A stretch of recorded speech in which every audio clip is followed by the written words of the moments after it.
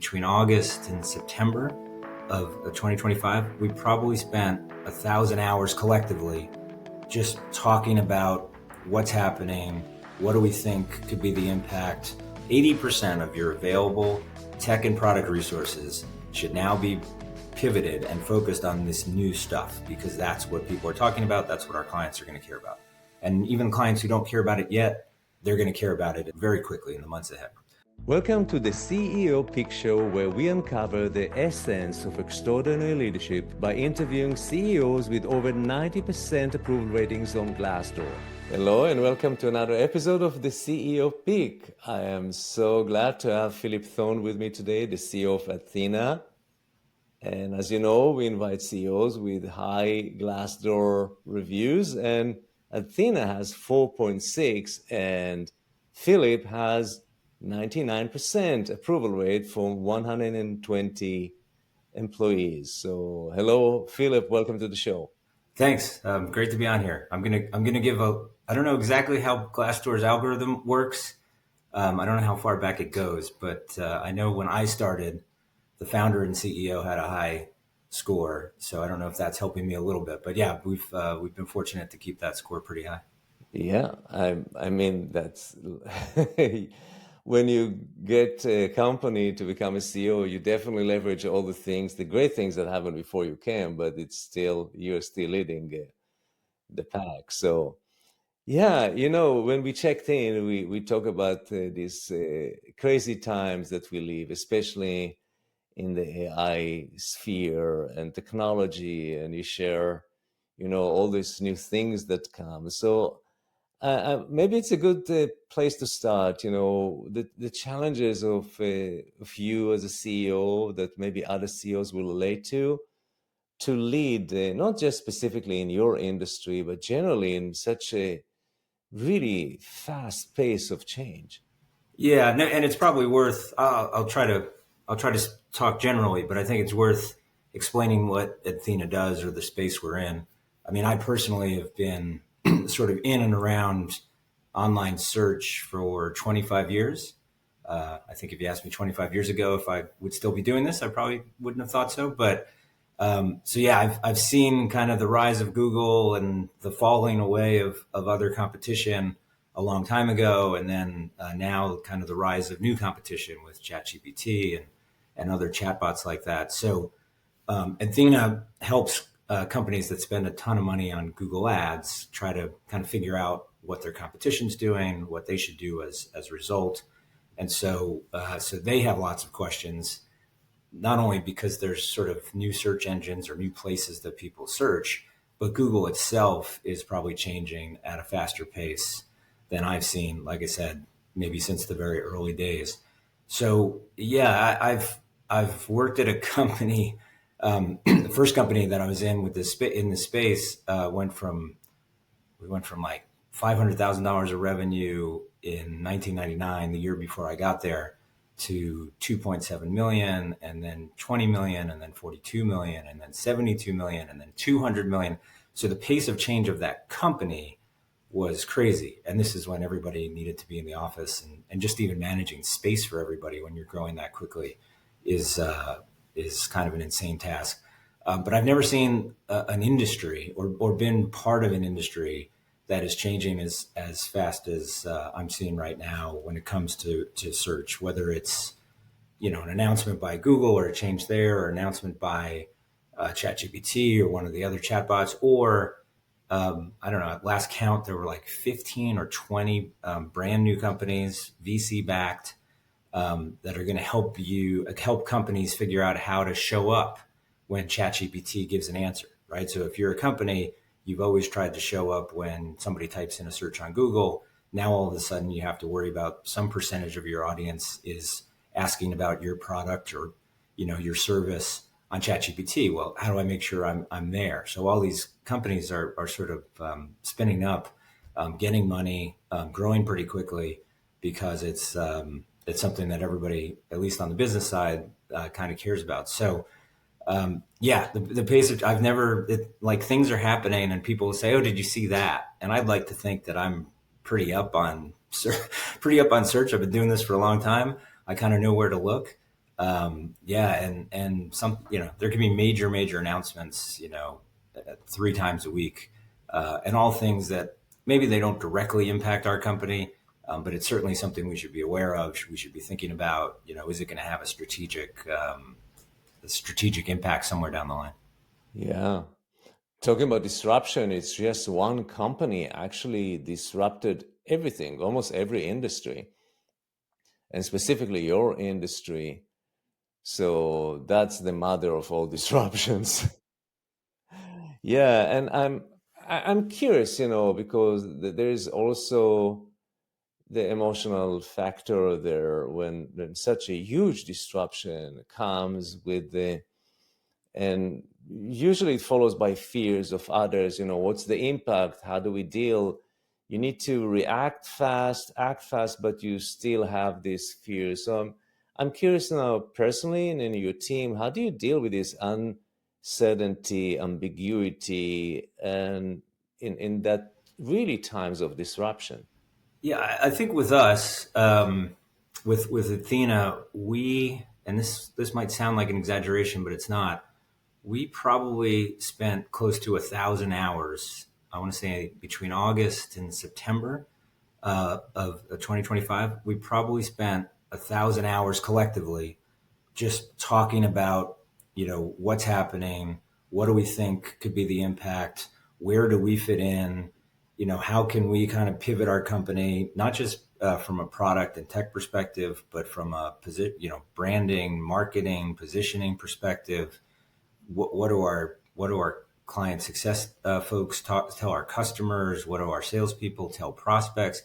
So it was hundreds of hours of talking it through, and it wasn't aimless, right? The first part was, hey, where do we fit? What are the threats we have to worry about? What should be our strategy as we move forward? We have a fantastic board of directors. They were very helpful. A lot of CEOs on the board who've kind of seen things somewhat similar to this gave us some guidance. Kind of, to be honest, kind of pushed us to move even faster, I think, than we probably would have without the board. So yeah, so a lot of conversations, and then the conversations beget additional conversations. Like, okay, all right, we think we should go in this direction. All right, well, now we have to figure out these 5 things. All right, let's talk about that. So I think it was, and we got the whole company involved. One of the things I think is really important, and it's been interesting as my career has evolved, is transparency. I'm way more transparent with every member of the Athena team than I was at my last job, and multiple times more transparent than I was sort of going back 4 or 5 jobs. Right? It's trusting your people, letting them know, hey, this is happening. And look, it's. I think it would have been weird if we hadn't talked about it throughout the company, because all of our clients are talking about it. Everybody's talking about OpenAI and ChatGPT, right? So saying, hey, look, this is something that's a big change. This is something we have to adapt to. Let's talk it through. Let's come up with what we think are good solutions. Let's run it by a bunch of smart people in all the different departments. Figure out lists of things we still have to figure out, and just kind of tackle them. And so I'd say in the course of like 2 months, we went from like, ooh, this could be a problem, to, oh, wow, this actually should be a really nice opportunity for us. It's something that we can really help our clients with, because we know that they've got questions. And, for us as a company, right, it's going to require a lot more resources for us to sort of give our clients the information they need. Our clients understand that we have to charge for that. So it now becomes I'd say 2026 could be kind of the fastest year of growth for Athena in a long time. I don't think any of us would have chosen this necessarily, but hey, this threat actually turns out is a pretty big opportunity if we've kind of got the right strategy and if we execute correctly. Yeah, I love that long generative dialogue. Probably there were not a lot of PowerPoint at the time, right? It was more like you mentioned conversation, so I assume that was a generative dialogue. And I'm curious about that shift from being the reactionary worry, the fear of, oh my gosh, what will happen with search, to the defining moment that threat becomes an opportunity. Can you double click on that moment that the shift happened, and how what happened in the team, how, and what was the dynamics that enabled to convert a threat into an opportunity? I think it probably, I'll take one small step back, which is, I think the big question that led to a lot of the subsequent conversation and sort of trying to, first create a strategy and then kind of refine it was, and it was a question, it was at a board meeting, and this isn't really the right way to talk about your tech and product resources, but we kind of said, what percentage of our tech and product resources, which today is all about, making our tool for Google Ads better and better, what percentage of that should now be focused on AI search? And again, AI search includes kind of the AI parts of Google. And I think the board, including myself, was like, it really needs to be a big pivot. And we need to put as many resources as we can. We don't want to stop doing some of the core things we do, but anything that's kind of any of our kind of available time, we really should focus on this new thing. And so I had a board meeting on a Wednesday, and I think one of the board members was like, again, this is not the right way to do it, but 80% of your available tech and product resources should now be pivoted and focused on this new stuff, because that's what people are talking about. That's what our clients are going to care about. And even clients who don't care about it yet, they're going to care about it in the month, very quickly in the months ahead. So that board meeting was on a Wednesday. We had an exec strategy meeting on a Thursday and a Friday. And so this was a big topic. And my style is a little bit, I kind of like to sort of talk last. I really value kind of the input of smart people. We have a lot of smart people on the team. And I don't know if you've experienced this, but sometimes if the CEO kind of puts their position out first, strangely, everybody else's position seems to be somewhat like the CEO's position. So I really try to speak last. So in this case, I spoke last. And I think, and I didn't just talk to the execs, I talked to some of the other people in the company, and maybe they were comfortable at like 50%, 50% should be on this new stuff. And so when I told the execs after everybody had kind of given their opinion, well, the board and I kind of think it's more like 80%. It was a moment, right? It was like everybody's like a little bit, their jaws dropped, a little bit of shock. And again, I think to the team's credit, I think by Monday, everybody had a chance to think it over the weekend. By Monday, everybody was back and sort of not only all in, but kind of excited to like, oh, that's the direction. And okay, we understand why that needs to be the direction. And, this is, we don't know exactly what's going to happen, but we're kind of excited to try to figure it out. So that moment, or that shifting from kind of fear to, hey, this could be an opportunity. I think one, it just started with like, we're gonna be committed to this. We're gonna tackle it head on. Could be the wrong. At this point, it's what, 3 months later. I suppose it could have been like, well, that might be the wrong decision. At this point, it's like, no, that was exactly the right. That was exactly the right decision. And you and I were talking before the cameras started rolling. That we're starting to get, clients signing up for these new products that we've built very quickly. So it's very nice validation that, our clients really care about this to the point that they're willing to sign contracts. So, I think it's being open, being honest, understanding that it is a big thing, and that it's going to require a big reaction, and it's not just the normal course of business. I don't know that I don't think I can take credit for people feeling, people going from that kind of worry to, I think that the team we have is really good. And I think they kind of recognized it, and we were hearing it from outside the company, from inside the company.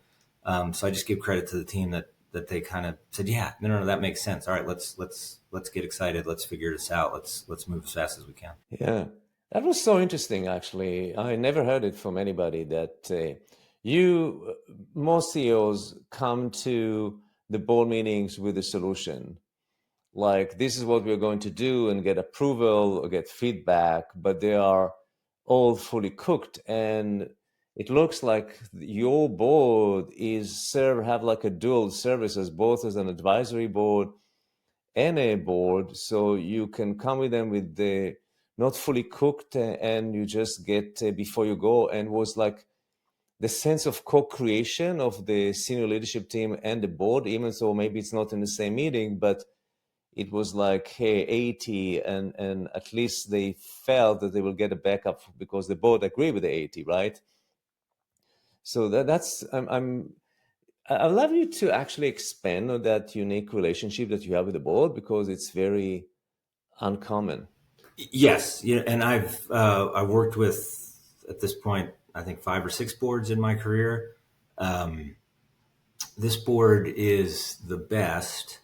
No offense to all the previous board members I've had, but this board is the best. It's 6 people, including myself. 5 of us are CEOs or former CEOs. So right, so most of us have kind of sat in the seat, and CEOs of tech kind of advertising companies, right? So CEOs in exactly the right space that Athena is in. Our 6th board member is from the private equity firm or growth equity firm that invested in us.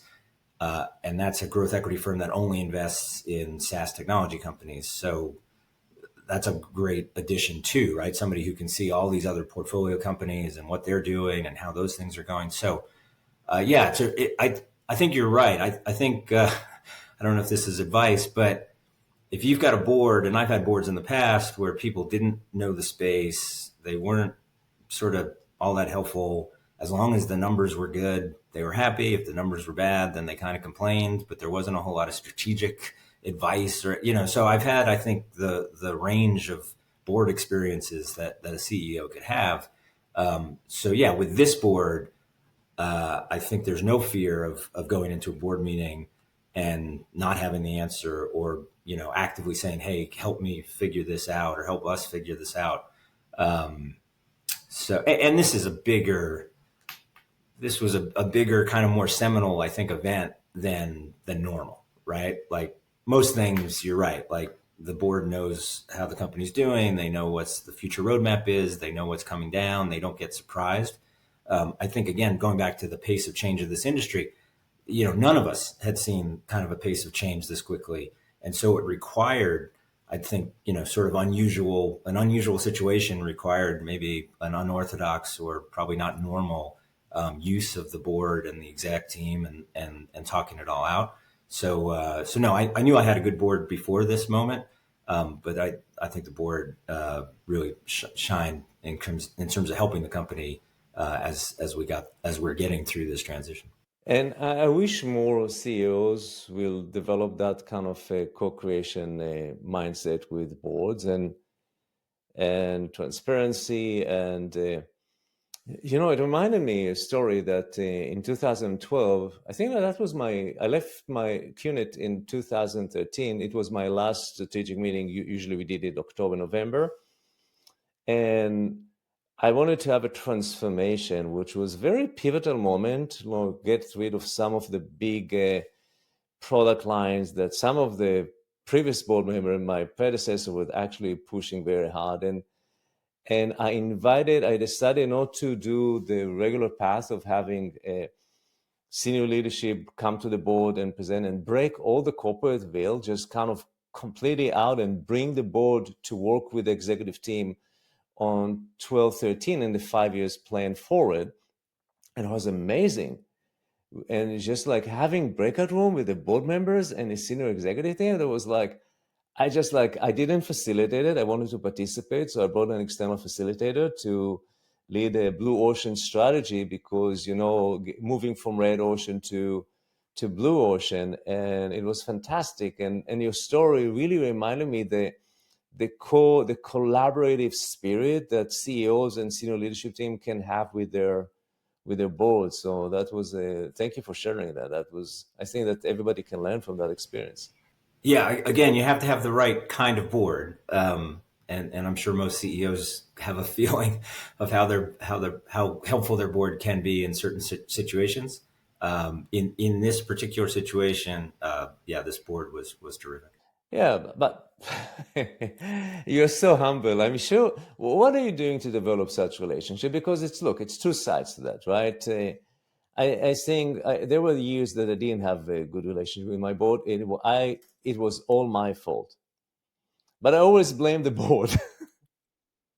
But I can say right now backwards that that was all my fault, and one day I just got out of my ego and just. A lot of CEOs just manage the board. You really don't manage your board. There's stupid things to say, right? You can work with your board collaboratively, but a CEO that come with mindset, I need to manage my board. Well, if you have like more than 50% ownership, yeah, maybe. But for me, like going like you promoted into a CEO in a company I didn't own, you work with the board, right? It's I didn't manage my board. How can I manage my board? So what are you doing, Philip, to create that? Anything that you can think of that you create that relationship with the board that enable you to go for advice and dissect that's kind of an issue? Yeah, maybe one other point which is helpful is our board. We have, and I thought this was a little much when I started, but we have board meetings every month. They're 2 hours, kind of during the quarter, and then when the quarter's over, that's a 4 hour meeting.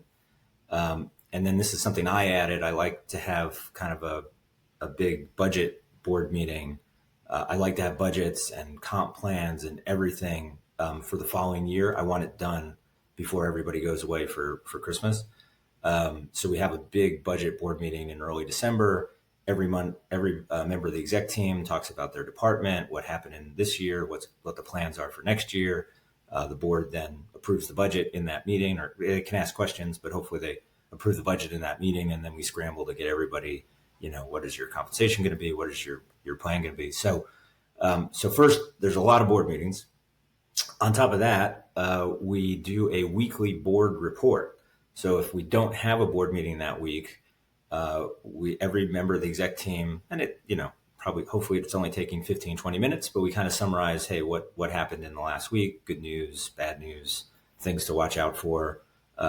We've got a fantastic COO/CFO.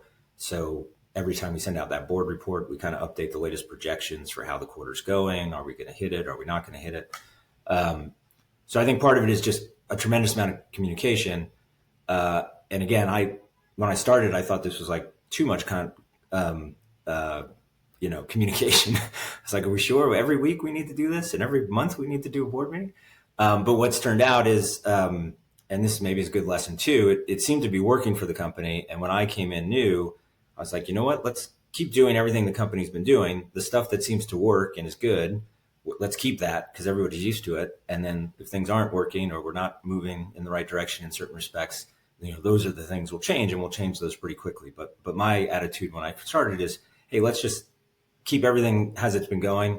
The founder, who was the CEO before me, he's a smart guy. I'm sure a lot of the things he did make a lot of sense. So that was the communication. I don't know if he did this, but what I did is to create a monthly meeting with each board member one-to-one. With our growth equity partner, we have a weekly meeting. And again, that was something that was started before me. So we kept that. So I talked to our growth equity partner, who's one member of the board, every week. And then every other board member I talk to at least once a month, if not more.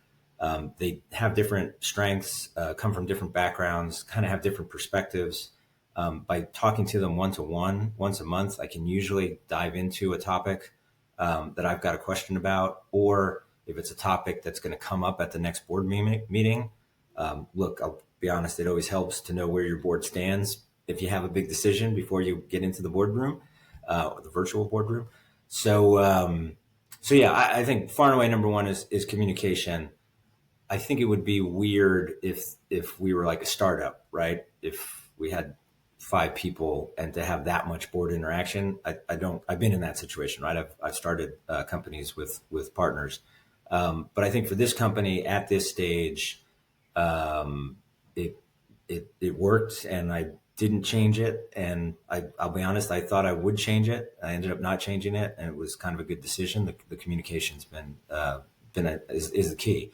And so, right, what's the big, and even old boards I've had, right? The biggest thing that makes a board angry is a surprise. Frankly, shareholders too, right? You watch the stock market. When do stocks go down? It's typically when a company surprises Wall Street or surprises their investors and has to lower expectations or something went wrong. So yeah, keep that in mind, right? If you're communicating with the board all the time and they're getting a weekly report and they're talking to me on a regular basis, both in board meetings and out of board meetings, there aren't going to be any surprises, right? So you've eliminated that. So even when you have a tough time or you lose a big customer or something like that, the board's there with you. Like they're getting that information. They know you're being transparent. It's not, doesn't mean that they might not give you a hard time. Like, why, we did something wrong. How do we fix it so this doesn't happen again? We definitely have those conversations, and those are good conversations, but because they're fully informed and there's a lot of trust and a lot of communication. That's so refreshing, actually. The high touch, high frequency approach with the board. I've never heard it from anybody. I think that if I go to a company that I hear that every week and every month's a board meeting, I'll get an allergic reaction and take a multiple antihistamines. It's just like really unheard and really high.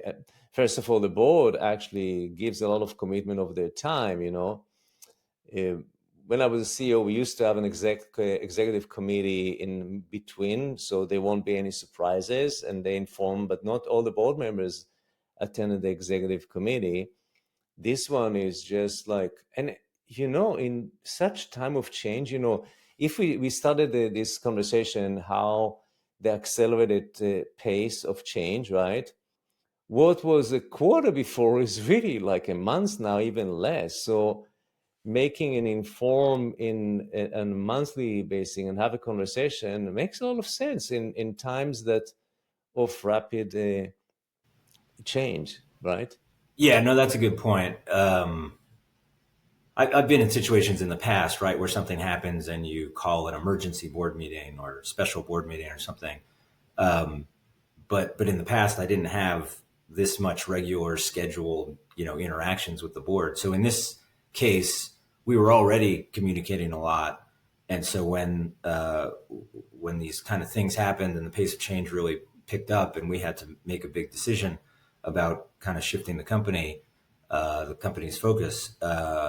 Yeah, I think it made it easier, right? Like I didn't. A lot of times, board members are important people. They've got this is not their full-time job.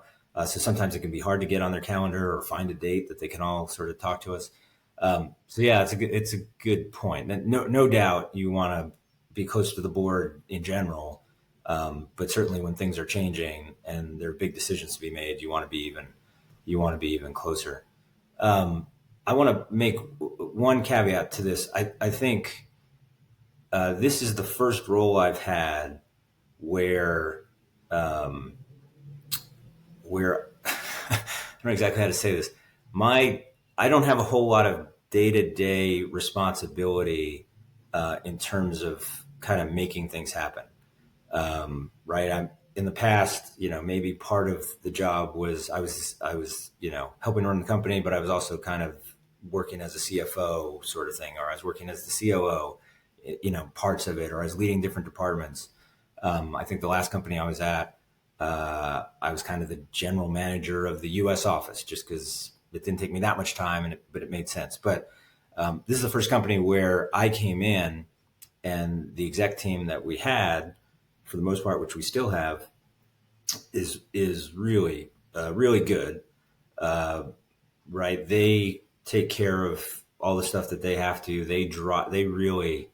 I mean, obviously, there's a lot of conversations, but they are all good at driving their teams forward and constantly trying to think about what's next and how do we get better. And that gives me the time to spend as much time, with board communication. There are companies in the past where I was, I was working till 10 o'clock at night just to make sure things weren't dropped. And so in that situation, you just don't have the time to spend as much time as I am with the board. So yeah, one, you have to have the right board. Two, I guess you have to have the right exec team that gives you the time to be able to do that. Yeah, to be a real CEO. I'm curious about, were you promoted within the company or you came as a CEO from outside? I came from the outside. So our founder started the company in 2012. He was the CEO up until March 2023. He and the board decided at that point to transition. And so they brought me in. I did know one of the board members, a good friend of mine, somebody I had worked with in the past and was a personal friend. So I had heard about the company just from this friend in the past, but no, other than him talking about it, maybe every once or twice a year, I didn't know the company until I started. Yeah, a lot of transition like that. I had the same, I replaced the founder. Uh, there's a tension because a company is like a baby for a founder.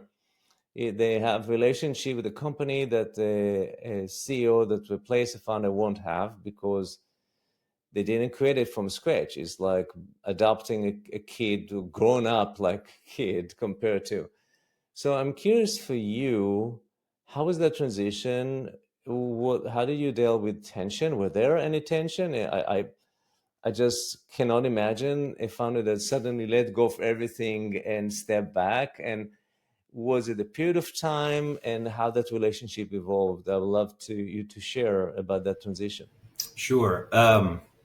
Yeah, just again, take a slight step back. So like literally the common theme of my last five jobs over the last 30 years is that all of the jobs involve me, hopefully helping a founder grow. It was, in all cases, it was men, but grow his company, hopefully better and faster than he could have done by himself. In some cases, I was a co-founder, but in no case was it my idea. So I've kind of the last five companies, I feel like, okay, I've been helping a founder kind of see through his vision and either build it up further or get it off the ground. Um, so I have a huge amount of respect for founders, right? This crazy idea that I'm going to start a company from scratch and it's going to be great. Um, so I think my approach with Ian O'Rourke, who's the founder of Athena, um, was one authentic because I truly have a huge amount of respect for founders, which is to come into the company and be like, hey, the reason we're all here is this guy, right? And Ian transitioned over to me, and was fantastic. He's been fantastic from the day I met him. Only asking, how can he help? Um, but but yeah, like I said, like a lot of the things he did, he really created the culture of Athena. He came up with sort of our core values, sort of a style of how he wanted Athena to work based on companies that he'd been at the past and managers and company and exec teams and stuff that he didn't really like. So when I joined the company, I could tell the culture was really strong. We do internal surveys every quarter of all of our team members, and the one thing that every quarter is listed as kind of the best strength of Athena is kind of the culture and the people you work with. So when I joined, I'm like, okay, I don't need to change. And sometimes you're right. You start as a CEO, you have to completely change the culture, right? That was not the case here, right? In my case, it was like, okay, let me just not screw this up because the culture is really good. The culture is really strong. Um, so yeah, and I think he got that. Hopefully he got that really quickly. Like I'm coming in here not to trash everything and change things and his baby, he's not going to recognize his baby a year from now. No, it was like I said, like let me come in and there's some things about Athena that are really great. Let me come in and just not change anything and keep, like I said, keep the things that are good and the things that aren't as good or things that could be improved. We'll work on that, but let me at least go through a cycle or two and see how it works. So when I started, I talked to him every day. Like I said, he was fantastic. Only wanted to know how he could help. I think after a while, we said, okay, I don't need to talk to you every day.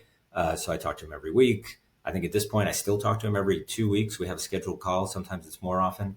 He remains a big shareholder.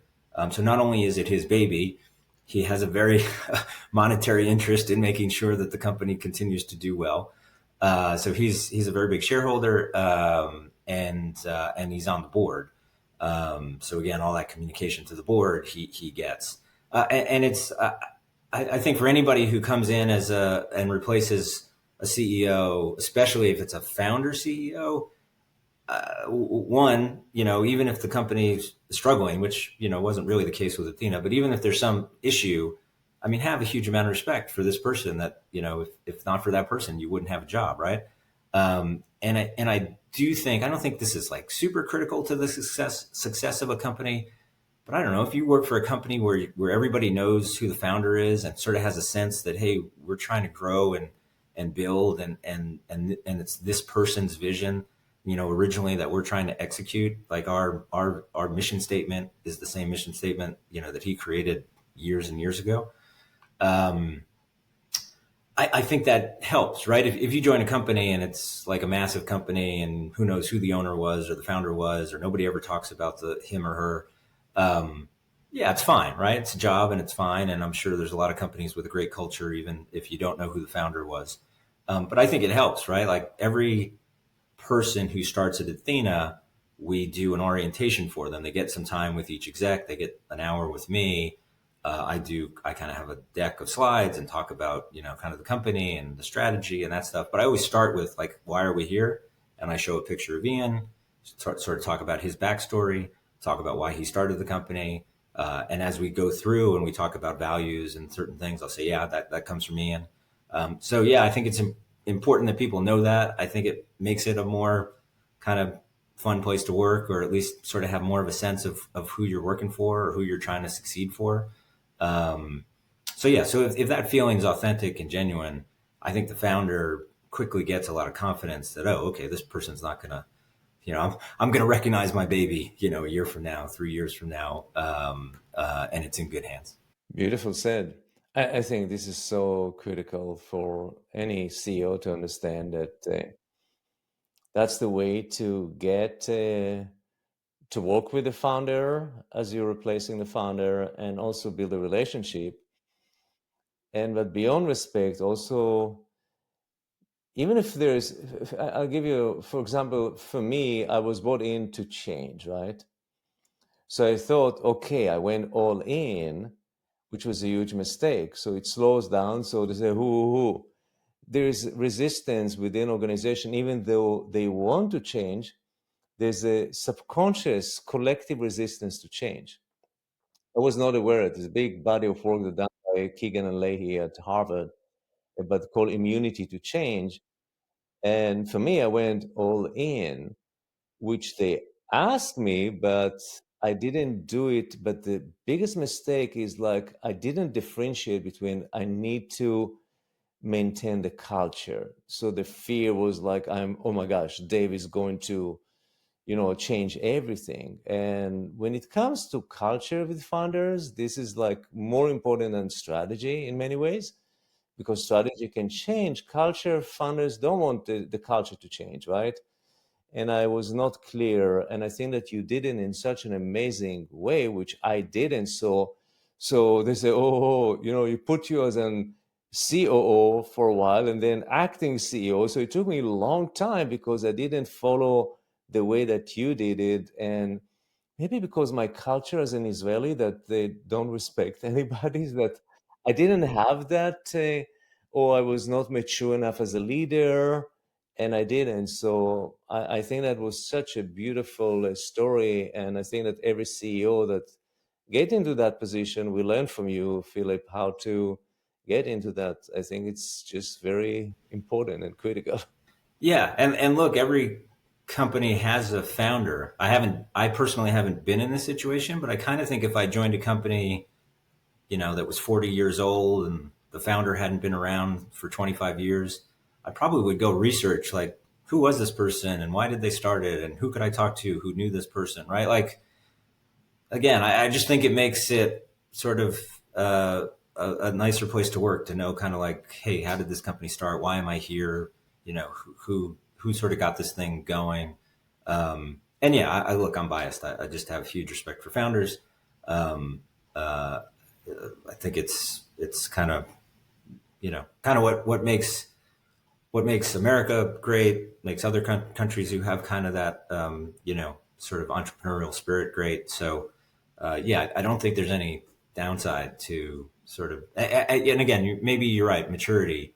Um, um, and I was, I guess I was fortunate. My first job as kind of like a partner to a founder. In that case, I was 25 years old, um, and a gentleman who had started a previous radio group that I had worked for. He was starting up a new radio group, and he needed a CFO. And I guess I was the only person he knew that could kind of do it. Again, 25 years old, so he took a big chance. So he and I kind of started this radio group from scratch. Now, you don't build radio stations for the most part; you buy them. So we were backed by a private equity firm who had the money. We then went out, kind of found and bought 38 radio stations in 11 different cities across the United States. Um, but yeah, like in that case, it was kind of clear, right? He was the founder. Like I said, I was there at the beginning, but I was really kind of helping to execute his vision. And he had a very distinct style of kind of how he thought radio stations should be run and how sales should be done and all that kind of thing. So yeah, I think that's an interesting question. If I hadn't kind of been exposed to him and learned so much from him along the way, would I have maybe had a different view and maybe made, kind of the mistake that you and I'm sure many other people have made just because you hadn't been through it before? It's probably fair. Yeah, it's one of the jobs that you learn on the job. So when you have a second round, you have the chance to correct all the mistakes from the previous one. Yeah, Philip, you're coming to the end of our time, and I'm curious about what the audience will know about you more than Athena and the CEO. Anything personal I'd like to share that the audience will know you better? It's funny. I have a 1997 Dodge Viper. It's like a race car or a sports car, blue with white stripes, which I think is the best color combination. Um, and that's probably, I'd say, the most interesting thing about me. I have an unbelievable, lovely, beautiful wife of 26 years. Um, we don't have any kids, so a lot of she runs her own business. She's an interior designer. So I think a lot of our decisions and things we've done have been around kind of career.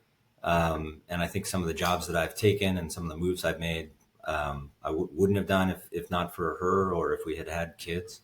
But yeah, going back to the Viper. So it's funny, the last couple companies, the marketing department has been like, well, how do we give Philip some personality? I guess we'll talk about the Dodge Viper. So at the moment, have you ever heard the term the rule of 40 in terms of sort of an objective for a company? So rule of 40, very common with SaaS, with software companies. So rule of 40 is you take your revenue growth rate, and then you take your EBITDA margin, profit margin, and you add those two numbers together. And if they're 40 or above, then that's a good company and it should get a pretty good valuation, right? So you could be growing 50% a year and losing a little bit of money. Okay, that's good. You could be growing 10% a year, but have a 30% profit margin. Okay, your rule of 40. So when I started with Athena, I think the board was very clear, and I was kind of clear with the board, like, hey, step one for kind of my responsibility is to get Athena to rule of 40. And at the time we were growing okay, but we were losing a lot of money. So kind of, hey, increase the growth rate and get us to profitability and ideally to a nice, healthy margin. And we're not going to get quite to rule of 40 this year. Our plan is to get there next year. But we, again, to have the whole company kind of rally around that, we've kind of talked about being on the road to Rome. So when we get to rule of 40, the company is all remote. We have offices in London, Austin, and Sydney. At this point, though, and people go into the offices sometimes at most 2-3 days a week if they live in that city. But we have more people who live outside those cities than live in those cities. So we said, hey, look, we want to get the entire team together. We do all company Zoom meetings, but we haven't had an in-person meeting since I've been CEO. So the goal is to get everybody in person together in Rome. And so it's kind of this road to Rome and this road to the Rule of 40. And so one of the things we've got is we've got a Dodge Viper, kind of an image of that, getting on the road to get there. So yeah, so no, I don't have little sad. I'm big on sports. Love watching sports. I love playing sports. I've got the Dodge Viper, but been very focused on my career, and I've really enjoyed kind of the work I've done, the people I've had a chance to work with. So I get a lot of kind of fulfillment and enjoyment out of that. Again, that's always what you want, right? Love what you do. So yeah, so I've never had a problem spending a lot of time on it, because it is something I enjoy, and kind of getting a team of people and trying to help achieve a goal, and being, always helps if you're on the path and you can kind of see the getting to that goal. But yeah, that's been my main focus. Maybe a little boring, but yeah, that's about it. Yeah. Philip, thank you so much. It was really a pleasure and honor to have you on the show. I learned so much from you today, so I'm sure the audience learned too.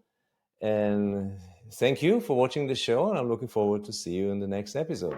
All right. Thanks for having me.